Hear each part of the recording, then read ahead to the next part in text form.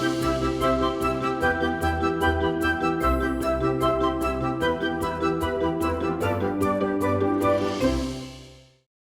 रूबरू कराते हैं हमारे आज के खास मेहमान से। हमारे साथ बाजार पर बातचीत करने के लिए जुड़ चुके हैं अमित गोयल जी, को founder and chief global strategist page 360 के। अमित जी, बहुत बहुत आभार, अभिनंदन, स्वागत आपका आज के इस कार्यक्रम का हिस्सा बनने के लिए, हमारा निमंत्रण स्वीकार करने के लिए। पहले तो सर एक जनरल व्यू जानना चाहेंगे, क्योंकि ये हमारा मंथली शो है, महीने में सिर्फ एक बार हम इसे करते हैं। तो आप अगले एक महीने में बाजार की दिशा को कैसे देख रहे हैं और आपका व्यू क्या है कि आने वाले समय में बाजार की चाल कैसी रहेगी? विपुल, पहले तो मेरा बहुत बहुत शुक्रिया आपको कि आपने हमें इस कार्यक्रम में जो है शामिल किया। थैंक यू और सर। अब हम आते हैं अगले एक महीने की रूपरेखा पे। तो विपुल देखिए, मेरा ऐसा मानना है और ये पिछले कुछ हफ्तों में मेरा ऐसा कन्विक्शन जो है वो स्ट्रांग हुआ है कि इंडियन मार्केट जो है वो इस टाइम एक बबल स्टेज पे है। जी मेरा ऐसा मानना है कि देखिए, एक बबल की बहुत सारी डेफिनेशंस होती हैं और हम लोग जो हैं इकोनॉमिस्ट हैं, हम लोग macro economic macro top down strategy को जो है फॉलो करते हैं। We are multi asset in our approach. तो हमारा कोई किसी भी एक एसेट क्लास के प्रति जो है कोई हमारा बायस नहीं होता। We are completely agnostic towards asset class and towards any sector. जी तो मेरा ऐसा मानना है कि जो एक डेफिनेशन होती है बबल की, जिसमें कि बहुत सारी चीजें होती हैं, वैल्यूएशन उसका एक हिस्सा होता है। किस किस्म का जो है कंसेंसस है, किस किस्म का जो है पैसे का इनफ्लो आ रहा है, किस किस्म की लोगों की एक्सपेक्टेशंस है, क्या यूनानिमस है या जो है स्प्लिट इन द मिडल है कि भाई आधे लोग बुलिश हैं आधे लोग बियरिश है। इस किस्म के बहुत सारे पैरामीटर्स होते हैं जो कि हमें इस कंक्लूजन में पहुंचने में मदद करते हैं कि ये मौजूदा हालात जो है ये बबल है कि नहीं है। जी और मैं ऐसा मानता हूं और ये मेरा ऐसा हमारा एनालिसिस ये कहता है कि इस टाइम इंडियन मार्केट वर्ल्ड का जो है सबसे बड़ा बबल मार्केट है। जी और इतना बड़ा कंसेंसस और इतना मेजर यूफोरिया और इस किस्म का जो पैसिव फंड फ्लो है from non discretionary investors end fund managers, ये देखते हुए मुझे लगता है कि ये मार्केट बहुत ऊपर चढ़ चुका है। हम कहीं ना कहीं शिखर के पास है। बिल्कुल देखिए, जब इतना बड़ा बबल होता है और इतनी बड़ी बुल रैली होती है तो कोई भी उसको आखिरी के 2-3% तक परफेक्शन के साथ कोई कुछ नहीं कह सकता है। बिल्कुल। मगर मैं ये जरूर कह सकता हूं कि ये एक बहुत बड़ा बबल है और इसको आप जितना लंबा समय देंगे उतना ही ये बबल बर्स्ट होने के चांसेस हैं। मैं अगले एक महीने के लिए भी जो है मैं बियरिश हूं। और उसकी वजह यह है कि मुझे लगता है कि अक्टूबर से लेके अब तक का ये जो रन अप आया है इसमें कोई भी अफेक्टिवली कोई भी करेक्शन नहीं आई है। जी और अब हम 4 जून को जो है वो इलेक्शन रिजल्ट्स की तरफ अग्रसर हैं। 1 जून को जो है एग्जिट पोल्स आएंगे।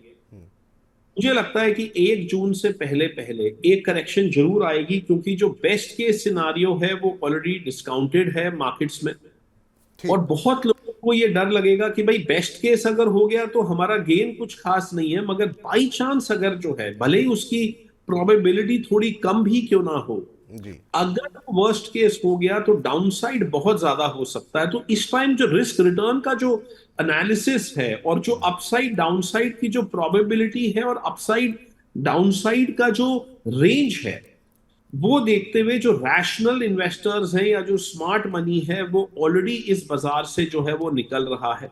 जी और मेरा ऐसा मानना है अगले एक महीने में जो है हमें करेक्शन देख सकते हैं। ये कहना ठीक। मुश्किल है कि वो एग्जैक्टली एक महीने ही रहेगी, बट हाँ, 1 जून से पहले पहले आपको एक ठीक ठाक करेक्शन देखने को मिलनी चाहिए। ठीक। चलिए ये सर, काफ़ी सारे पॉइंट्स आपने जो है इसमें ऐड कर दिए। निश्चित रूप से जो हमारे जो दर्शक हैं उनको काफ़ी समझने को मिला होगा कि इस समय बाज़ार में बहुत ज़्यादा अलर्ट रहने की आवश्यकता है। जो सर ने कहा उसका लबोलुआब ये है। और इस समय बाज़ार अपने उच्चतम स्तर के आसपास है, तो बहुत अलर्ट होकर के बाज़ार में एंट्री लें। अगर आप ट्रेडर हैं तो स्टॉप लॉस लगा के काम करें। निवेशक हैं तो एक बार के लिए चाहे तो मुनाफा बुक कर लें, ताकि अगर गिरावट आती है तो आप बाज़ार में दोबारा एंट्री करने की स्थिति में हों।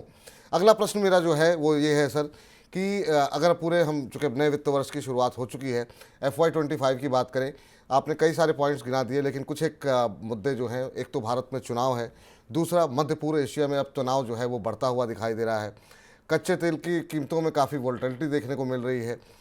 ऐसे में FY25, क्योंकि FY24 में हमने काफ़ी अच्छे रिटर्न आते दिखाई दिए हमें, FY25 को आप कैसे देख रहे हैं और यहाँ पर आने वाले समय में क्या स्थिति दिखाई दे रही है, अगर हम पूरे वित्त वर्ष की बात करें तो संक्षेप में? जी विपुल जी, अगर हम पूरे वित्तीय वर्ष की बात करें तो भी हमें काफी नेगेटिव दिख रहा है, क्योंकि पिछले 13 महीने में वन साइडेड रैली आई है। वैल्यूएशन सुपर डुपर रिच है।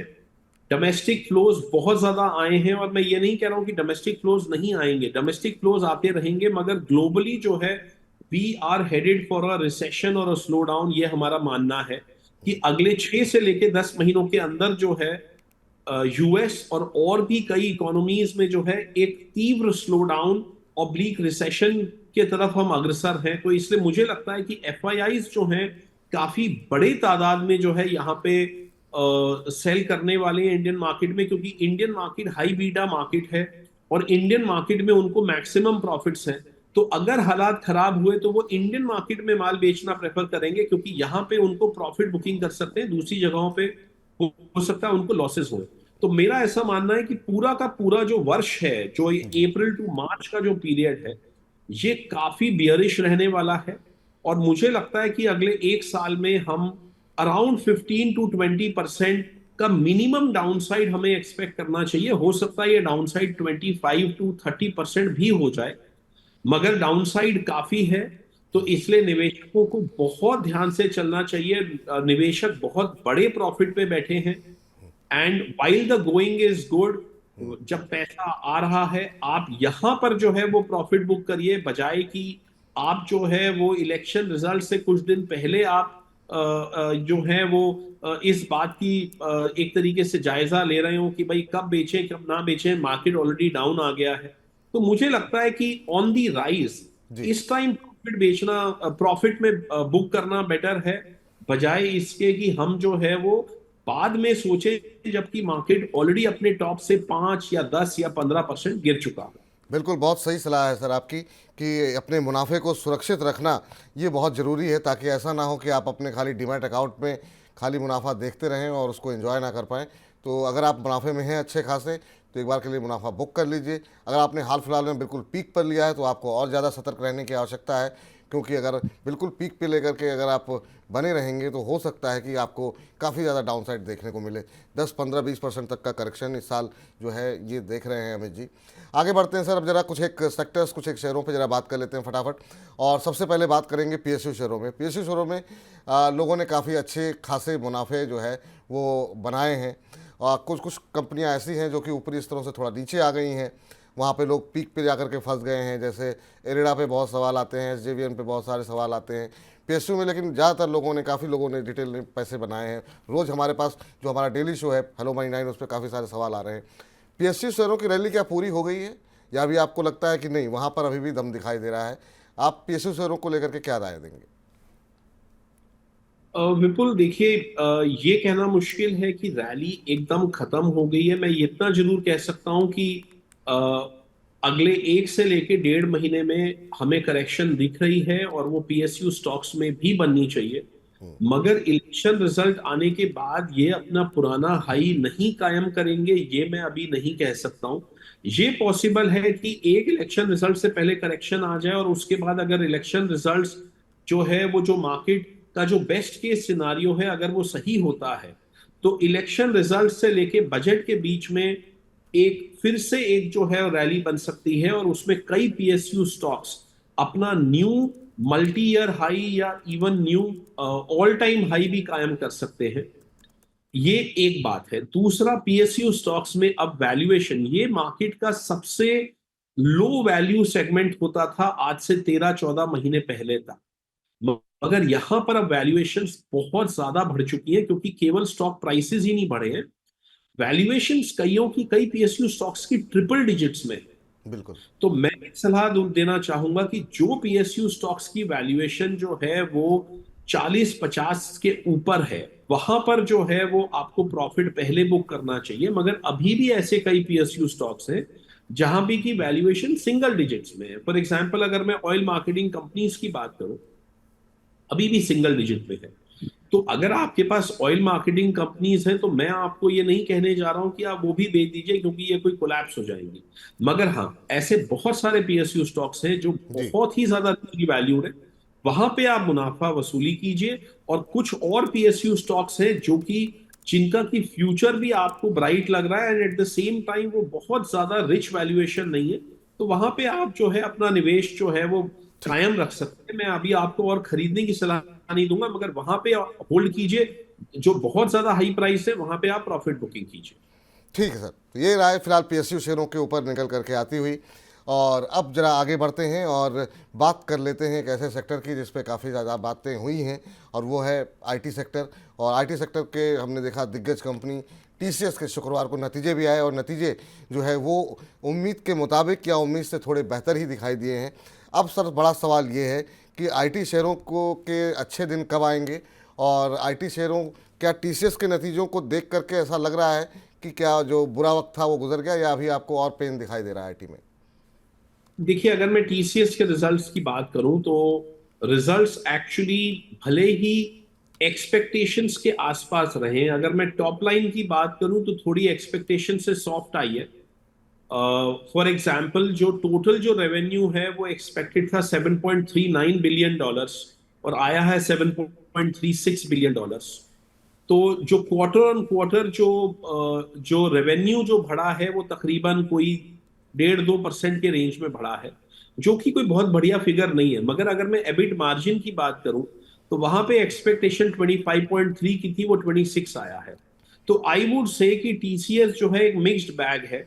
एक तरफ टॉप लाइन जो है मार्केट के एक्सपेक्टेशन से थोड़ी सॉफ्ट थी, मगर दूसरी ही तरफ जो मार्जिन्स हैं वो मार्केट के एक्सपेक्टेशन से बेहतर है।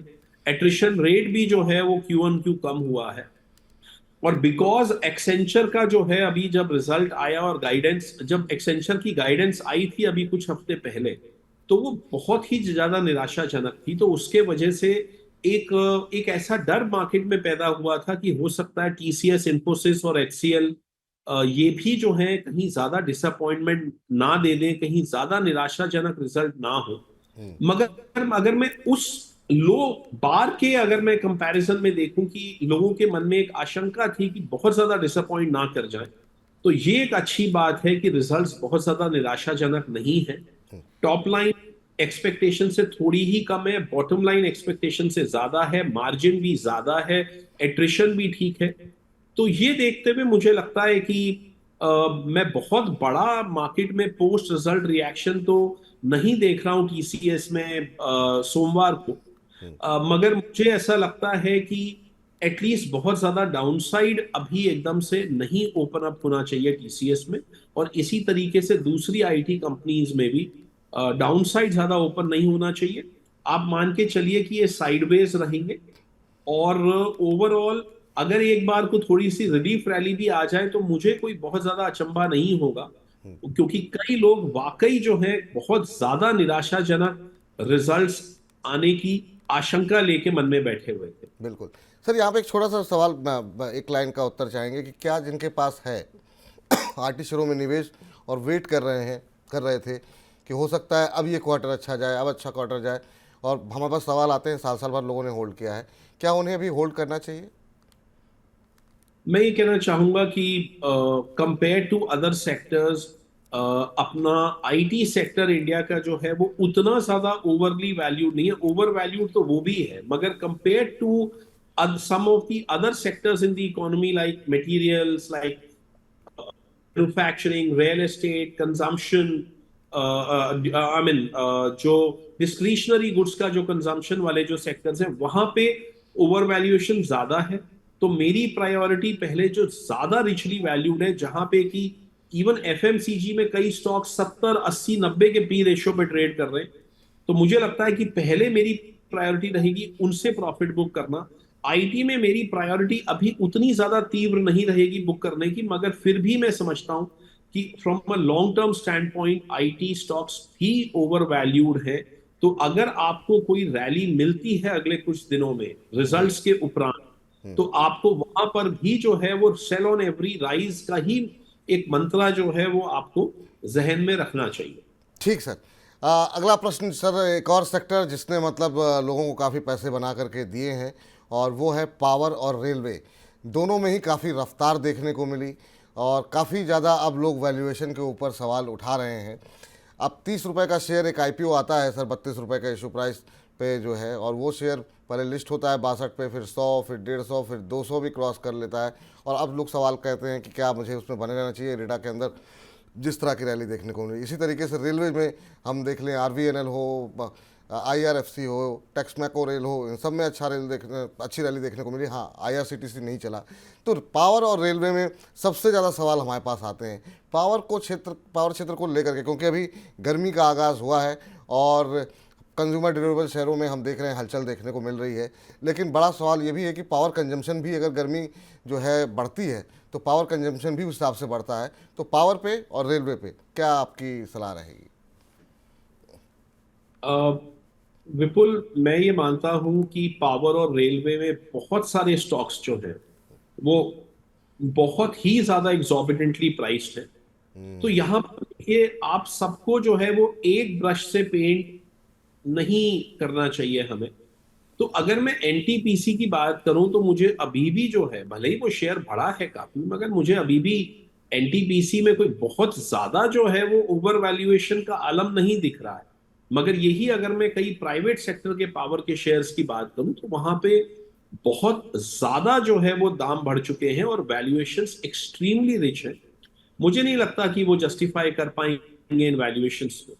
तो मुझे लगता है कि चाहे वो पावर सेक्टर हो और चाहे वो रेलवे हो, जो भी स्टॉक्स जो हैं, आप मान के चलिए कि अगर वो 15-20 के पी रेशियो में अगर आप चल रहे हैं और कंपनीज का अच्छा ट्रैक रिकॉर्ड है, प्रॉफिटेबल कंपनीज हैं, डिविडेंड पेइंग है, तो वहां पे आपको निकलने की कोई बहुत ज्यादा जो है कोई जल्दी नहीं होनी चाहिए। मगर ऐसी बहुत सारी कंपनीज है पावर सेक्टर में और रेलवे स्टॉक्स में जहां पे कि ओवर वैल्यूएशन बहुत ही ज्यादा है। पी रेशियोज जो हैं 50, 60, 80, 100, उस तरीके के जो पी रेशियोज हैं वो जस्टिफाई होने बहुत मुश्किल है। अल्ट्रा मोमेंटम में ये मार्केट रही है, पर्टिकुलरली कुछ सेक्टर्स में जैसे कि railway, power, infrastructure, reality and कई ऑटो स्टॉक्स। तो मुझे ऐसा लगता है कि यहां पर जो है वो मुनाफा वसूली करने की स्पीड हमारी ज्यादा होनी चाहिए, हमारी प्रायोरिटी होनी चाहिए कि अपने आप को थोड़ा हम सुरक्षित करें, अपने गेन्स को जो है वो बुक करें।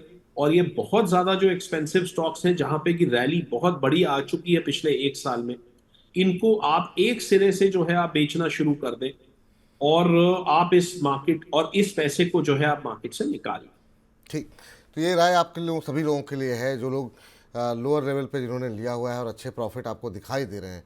तो एक बार के लिए मुनाफा अपना बुक कर लीजिए, वरना अगर मुनाफा वसूली हावी होती है तो फिर ये मुनाफा जो है सिर्फ आपको बाद में अफसोस होगा। काफ़ी भाग चुके हैं, एक बार के लिए मुनाफा बुक कर लीजिए, फिर नीचे आएंगे, फिर दोबारा एंट्री कर लीजिएगा। अभी के लिए महंगे लग रहे हैं अमित जी को। अगले क्षेत्र पर आते हैं। इस क्षेत्र ने भी क्या शानदार प्रदर्शन किया है, और इसके बारे में खुद प्रधानमंत्री जी ने संसद में बात की थी, और वो है डिफेंस क्षेत्र। काफ़ी सारे ऑर्डर मिल रहे हैं, काफ़ी सारे काम हो रहे हैं उसमें। हम देख रहे हैं कोचिन शिपयार्ड हो, एचएल हो, सब में काफ़ी अच्छा, बीईएल हो, बीडीएल हो, काफ़ी अच्छा मूव रहा है। FY25 में क्या ये थीम चलेगी अगर गवर्नमेंट रिपीट होती है तो, या फिर आपको लग रहा है कि यहाँ पर भी वैल्यूएशन काफ़ी ज़्यादा हो चुकी हैं और अवॉइड करें अभी डिफेंस सेक्टर को तो ज़्यादा बेहतर रहेगा? विपुल देखिए, ये सेक्टर में आने वाले समय में एक्शन बहुत होना है। इसमें जो है वो मुझे नहीं लगता कि किसी को भी जो है कोई बहुत ज्यादा शंका होनी चाहिए। तो डिफेंस एक सेक्टर ऐसा है जहां पे धीरे धीरे करके हमारी इंडिजनाइजेशन जो है वो बढ़ती रहेगी और हम जो है बहुत सारी विदेशी कंपनियों को भी अगर हम ऑर्डर्स देंगे तो हम उनके सामने ये कंडीशन जो है वो रख रहे हैं और रखेंगे कि भाई आप इसकी प्रोडक्शन इंडिया में कीजिए और आप ज्यादा से ज्यादा उसके जो पार्ट्स हैं या जो कंपोनेंट्स हैं उसको आप इंडिजनाइज कीजिए।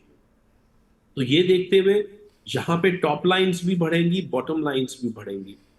मगर उसके बावजूद भी मेरा ऐसा मानना है कि यहाँ पे वैल्यूएशंस इतनी ज्यादा रिच हो गई है कि भले ही ये स्टॉक्स मेरे रडार पे हैं from a long term stand point, मगर यहाँ पर अगर किसी ने निवेश किया है बहुत नीचे के दामों पे और उसको बहुत अच्छा अगर रिटर्न मिल रहा है, तो मैं समझता हूं कि यहाँ पे रिटर्न लेने में कोई बुराई नहीं है, क्योंकि ये बहुत हाई बीटा सेक्टर है। अगर मार्केट में 10% की या 8% की करेक्शन बनी अगले कुछ हफ्तों में या एक दो महीनों में, तो वहां पर ये वाले स्टॉक्स जो हैं वो जरूरी नहीं है कि ये सिर्फ 8 या 10 ही गिरे, चांसेस हैं कि ये उससे ज्यादा गिरेंगे, क्योंकि ये बहुत ज्यादा हाई बीटा स्टॉक्स हैं। तो अगर मार्केट 8% गिरा तो ये स्टॉक्स 15-20% 25% भी गिर सकते हैं। तो एक बार आप मुनाफा वसूली कर लीजिए, और हम जो है वो या तो 1 जून से पहले अगर कोई बहुत बड़ी करेक्शन आ गई तो उस समय जो है हम नीचे के स्तरों पे फिर से जो है वो इन्वेस्टमेंट कर सकते हैं, या वो हम और समय जो है वो देखने के बाद हम इन्वेस्टमेंट कर सकते हैं। तो मैं इन कंपनियों पे बुलिश हूं, मगर इन स्टॉक्स पे जो है मैं बिल्कुल भी यहां से बुलिश नहीं हूं, क्योंकि ये प्राइस टू परफेक्शन। जी, कंपनियां अच्छी लग रही हैं, कंपनियों को ऑर्डर मिल रहा है, लेकिन जो शेयर की कीमत है वो उनको जस्टिफाई नहीं कर रही है, वो शेयर अच्छे नहीं लग रहे हैं, क्योंकि काफ़ी अच्छी खासी बढ़त जो है 100% से ज़्यादा की तेज़ी जो है वो देखने को मिली है। तो निश्चित रूप से अच्छी इतनी बड़ी रैली के बाद और अगर कहीं बाज़ार में दबाव बढ़ा तो फिर यहाँ पर करेक्शन भी तेज़ देखने को मिल सकता है और काफ़ी तेज़ी के साथ नीचे जाती हैं। बड़े भी काफ़ी तेज़ी के साथ थे, अपर सर्किट लग रहा है, कहीं 12-15% एक एक दिन में रैली आ रही थी। अब जो है सर एक और सेक्टर, उसके बाद से फिर अगले सेगमेंट का रुख करते हैं। ये सेक्टर भी काफ़ी महत्वपूर्ण है और वो है बैंकिंग। बैंकिंग सेक्टर्स के की बात करें तो सर अभी जो Q4 के नंबर आ रहे हैं बिजनेस को लेकर के, वो नंबर अच्छे दिखाई दे रहे हैं और ख़ास तौर से मिड कैप के अंदर हम देख रहे हैं कि जो मिड कैप बैंक्स हैं उनमें काफ़ी अच्छे नंबर देखने को मिले हैं। एडवांसेस में अच्छी ग्रोथ देखने को मिली है, डिपॉजिट में अच्छी ग्रोथ देखने को मिली है। क्या फ्यूचर देख रहे हैं आप बैंक का, और अभी क्या बैंक के ऊपर बैंक कर सकते हैं, भरोसा कर सकते हैं बैंकिंग शेयरों के ऊपर? विपुल, बैंकिंग एक ऐसा क्षेत्र है जहां पे कंपेयर टू बाकी सेक्टर्स के जो एप्रिसिएशन हुआ है वो कम हुआ है। इनफैक्ट ये सेक्टर काफी अंडर परफॉर्म कर रहा था। अगर मैं बैंक निफ्टी की बात करूं या अगर मैं प्राइवेट बैंक्स की बात करूं, पीएसयू बैंक्स ने तो खैर बहुत आउट परफॉर्म किया है इस रैली में, मगर प्राइवेट बैंक्स ने एक्चुअली काफी अंडर परफॉर्म किया है एज अ कैटेगरी। मेरा ऐसा मानना है कि नियर फ्यूचर के लिए अगर हमें अगले 2 से लेकर 3 महीनों की अवधि के लिए अगर हमें बेट लेनी है, तो ऑन द डाउन साइड, मैं यहां पर नहीं कह रहा हूं, मगर अगर एक करेक्शन बनती है अगले 1-1.5 महीनों में, तो मुझे लगता है कि प्राइवेट बैंक्स वाला जो सेक्टर है यहां पे हम एक शॉर्ट टर्म अवधि के हिसाब से निवेश कर सकते हैं। मगर मेरा यहाँ पे एक बहुत बड़ा कैवियट में देना चाहूंगा जी। कि लॉन्गर टर्म मुझको बैंकिंग में इश्यूज दिख रहे हैं। और वो इश्यूज क्या दिख रहे हैं कि जो एनपीएस हैं, अभी आपको मालूम है कि इंडियन बैंकिंग के जो ग्रॉस एनपीएस और नेट एनपीएस जो हैं वो पिछले बहुत सालों के निचतम स्तर पे है। मगर मुझे ऐसा दिख रहा है कि आने वाले 6 से लेके 10 महीनों में जी। एक फिर से जो है एक एनपीए साइकिल शुरू होगी, क्योंकि बहुत सारे बैंकों ने एसएमई स्पेस में, पर्सनल लोन के स्पेस में, इस तरीके के लोन्स में एक बहुत बड़ी कॉन्सेंट्रेशन हुई है और बहुत सारे बैंक्स ने वहां पर चेज किया है बोरोअर्स को उनको लेंड करने के लिए। जी। तो अभी तो वो जो है आपको बहुत अच्छा दिख रहा है, क्योंकि नेट इंटरेस्ट मार्जिन वहां पे अच्छे हैं। मगर आने वाले समय में वो एनपीए साइकिल शुरू होगी और वो फिर से जो है वो 2-3 साल के लिए बैंकिंग जो है वो अंडर परफॉर्मेंस मोड में चला जाएगा। मेरा ऐसा मानना है कि वो एनपीए साइकिल अभी 6 महीने शुरू नहीं होएगी। जी। प्रॉबली मार्केट में अगर एक 7-8% की करेक्शन बनती है, तो मैं उस समय जो है वो प्राइवेट बैंक्स में जो है वो निवेश की सलाह दूंगा, जिससे कि अगर वो रैली बनी पोस्ट इलेक्शन या अगले 2-3-4 महीनों में, तो मैं वहां एक बार निकल भी जाना चाहूंगा। क्योंकि लॉन्गर टर्म मैंने आपको बताया कि वहां पे इश्यूज ओपन अप होंगे, मगर वो इश्यूज इस तिमाही में या अगली तिमाही रिजल्ट्स में ओपन अप नहीं होंगे, उसमें कुछ समय है। तो आप उसका एक एक किस्म की एक अपॉर्चुनिटी बीच में बनेगी जिसका हम फायदा उठाने की सलाह दे सकते हैं। तो हम ये मान के चलें कि आपका कहने का मतलब ये है कि अगर बैंकों में पैसे लगाने ही हैं तो सरकारी बैंकों को अभी थोड़ा अवॉइड करना चाहिए, प्राइवेट बैंकों में अगर 2-4%, 5% का करेक्शन आता है तो निवेश किया जा सकता है।